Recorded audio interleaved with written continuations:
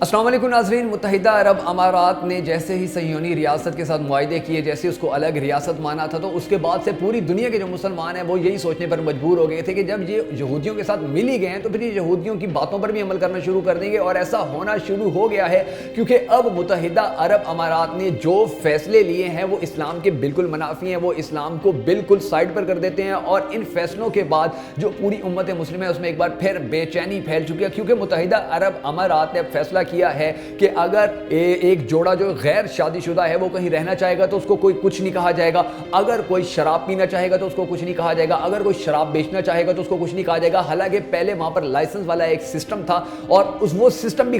غلط تھا، خراب تھا، کیونکہ شراب تو اسلام میں ہے ہی حرام، لیکن اس کے ساتھ ساتھ تھوڑی سی پابندیاں ایسی تھیں کہ بہت سارے لوگ جو ہیں وہ شراب نوشی سے بچ جاتے تھے، وہ بدکاری سے بچ جاتے تھے۔ مگر اب جو متحدہ عرب امارات نے اپنے یہ قوانین بنائے ہیں تو اس کے بعد ان کی تباہی یقینی طور پر سامنے آنا شروع ہو گئی ہے، کیونکہ ناظرین جو بھی ملک ہوتا ہے، جو بھی ریاست ہوتی ہے، جب وہ اسلام کا نام لے کر اسلامی تعلیمات کا ہی انکار کرنا شروع کر دیتی ہے تو پھر اس کی نہ تو عزت کہیں رہتی ہے، نہ اس کا کہیں مقام رہتا ہے، اور نہ ہی اس کے بچنے کی کوئی امیدیں باقی رہ جاتی ہیں۔ اب جس طرح یہ جو متحدہ عرب امارات ہے اس نے اپنے ملک کے اندر یہ جتنے بھی قوانین ہیں ان کو لاگو کر دیا ہے، تو کیا لگتا ہے آپ کو کہ دنیا میں پھر اس کی عزت زیادہ ہو جائے گی، مسلمانوں کے اندر ان کا مقام بڑھ جائے گا؟ ایسا ہرگز نہیں ہے، بلکہ صہیونیوں کو خوش کرنے کے لیے، یہودیوں کو خوش کرنے کے لیے انہوں نے جو قوانین بنائے ہیں وہ ان کے لیے موت کا پھندا ثابت ہوں گے، اور پوری امت مسلمہ اب متحدہ عرب امارات کے ان فیصلوں کے بعد متحدہ عرب امارات سے نفرت کرنا شروع ہو گئی ہے۔ اس کے باوجود بھی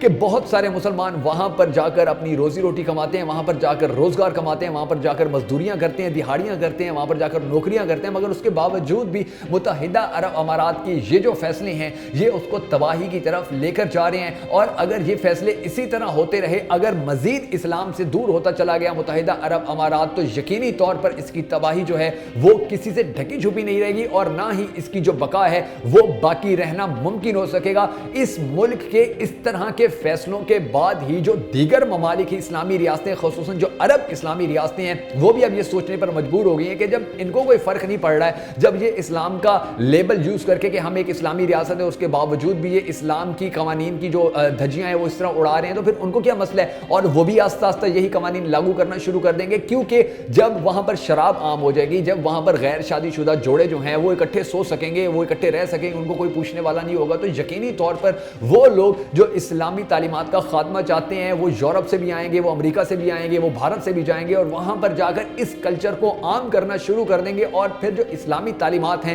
ان کا خاتمہ آہستہ آہستہ ہونا شروع ہو جائے گا ان ممالک کے اندر۔ اور اگر یہ سلسلہ اسی طرح چلتا رہا تو بہت جلد امید ہے کہ جو پاکستان ہے، جو ملائیشیا ہے، جو ترکی ہے، یا سعودی عرب ہے، یا ایران ہے، یا جو دوسرے ممالک ہیں، وہ ان ممالک کے ساتھ اپنے تعلقات ختم کرنا شروع کر دیں گے، اور بہت جلد انشاءاللہ اس طرح کے فیصلے کرنے والے جو متحدہ عرب امارات کے حکمران ہیں وہ بھی اپنے بدترین انجام تک ضرور پہنچ جائیں گے۔